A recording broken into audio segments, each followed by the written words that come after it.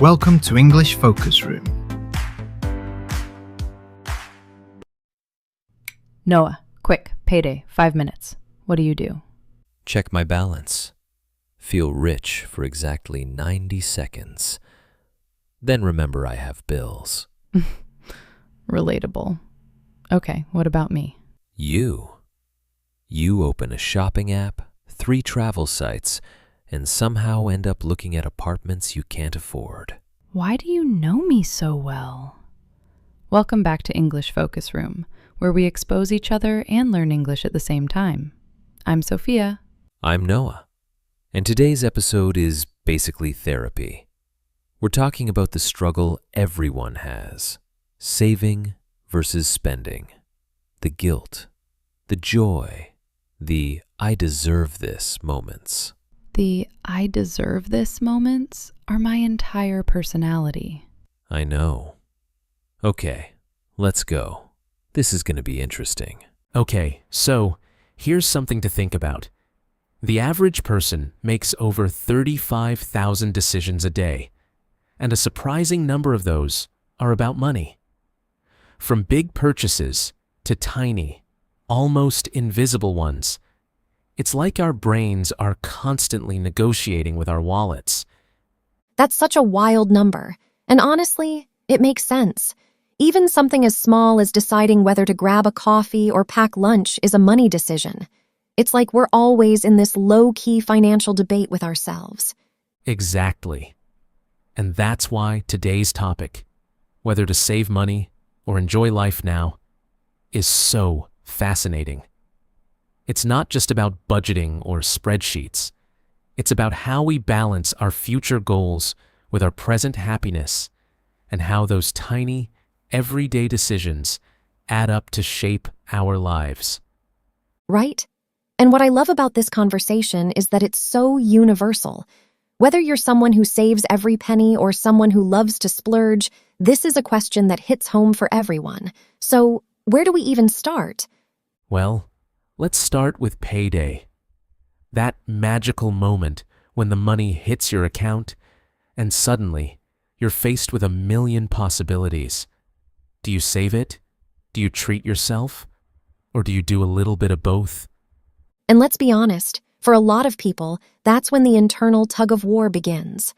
On one side, you've got the responsible voice saying, think about your future. And on the other side, you've got the fun voice saying, you worked hard. You deserve this. And the fun voice always has better timing, especially right after payday, when everything feels possible.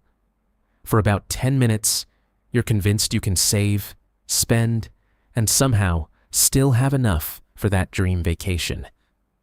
Oh, absolutely. And that's when the impulse purchases start creeping in. You know, those things you buy on a whim because they just feel right in the moment. Like, I didn't plan to buy this, but it's on sale, so it's basically saving money, right? Exactly. And the funny thing is, even when we know better, we still do it. Because money isn't just logical, it's emotional. Sometimes, you're not buying a thing. You're buying a feeling, like relief after a stressful day, or a little joy in the middle of a tough week. That's such a good point. And it's why even the smartest, most financially savvy people can struggle with this. Because being smart doesn't stop you from being human. And when you're tired or stressed, those emotional decisions can feel so justified. Totally. And that's where the concept of delayed gratification comes in. You know, the idea of saying no to a small reward now so you can enjoy a bigger reward later. It sounds simple, but in practice, it's one of the hardest things to do. Especially when present you is so persuasive. Present you is like, future me can wait. I need this now. And then future you wakes up and says, why did we do that? Right. Present you and future you are basically in a toxic relationship. One is all about instant gratification, and the other is left to clean up the mess. And that's why so many people swing between extremes, saving too much, then spending too much, and never really finding balance. So how do we break that cycle? How do we find a way to save for the future without feeling like we're sacrificing the present? Well, one way is to start with awareness. Before you make a big purchase, pause for a moment and ask yourself, what does this choice support in my life? Is it something I really value, or is it just an impulse? That's such a powerful question. And I think it ties into the idea of opportunity cost, too. Like, every time you say yes to one thing, you're saying no to something else. So it's not just about the money, it's about what you're giving up. Exactly. And when you frame it that way, it's easier to see what really matters to you. For example, if you spend a lot on random online shopping, the opportunity cost might be that you can't go on that trip you've been dreaming about. Or you can't invest in something that could improve your future, like a course or a skill. It's all about understanding the trade-offs and making intentional choices. Right? And it's not about guilt or shame.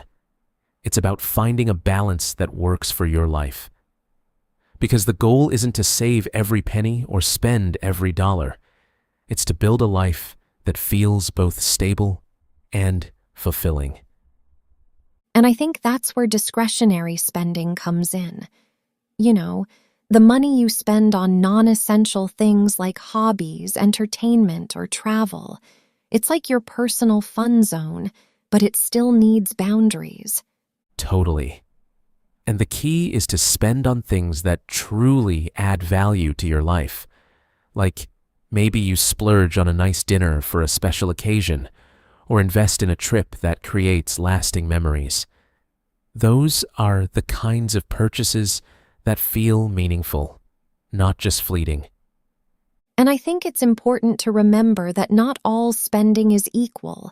Some spending is just noise, but some spending really enriches your life. It's about knowing the difference and choosing wisely. Exactly. And that's why it's so important to have a framework for making decisions. Like, before you buy something, weigh the pros and cons. Think about the good side and the bad side, and then decide if it's really worth it. And don't forget to pause. Even a 5-second pause can make a huge difference. It gives your brain a chance to catch up with your emotions and make a more thoughtful choice. Absolutely. And here's the thing. This isn't just about individual choices. It's also about the bigger picture. Because how we spend and save reflects our values, our priorities, and even our sense of security. That's so true. And I think it's also important to acknowledge that not everyone is in the same situation. For some people, this debate isn't about choosing between a trip and a new phone. It's about survival, making ends meet and finding small joys where they can. Right.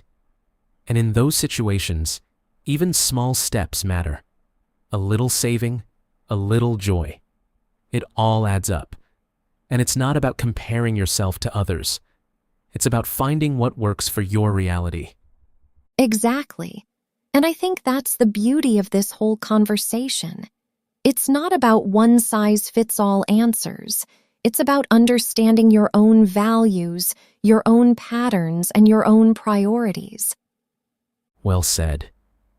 And I think the takeaway here is that the answer to save money or enjoy life now isn't about picking a side.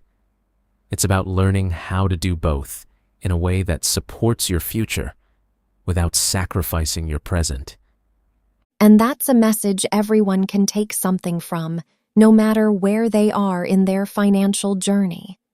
So, what's the final takeaway for our listeners? First, remember that money is emotional, and that's okay.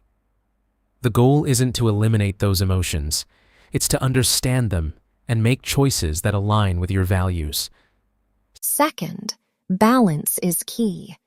Saving for the future doesn't mean you can't enjoy the present, and enjoying the present doesn't mean you're being irresponsible. It's all about finding that middle ground. And finally, don't compare your journey to someone else's. Your financial choices should reflect your reality, your goals, and your priorities, not what social media or anyone else says you should be doing. Perfectly said. And with that, we'll leave you to think about your own relationship with money. What does balance look like for you? What are the things you value most? And how can you make choices that support both your stability and your joy? Great questions to end on. Thanks for joining us today, and we'll see you next time. Take care, and remember, your money choices are part of your life story, so make them count. Bye for now.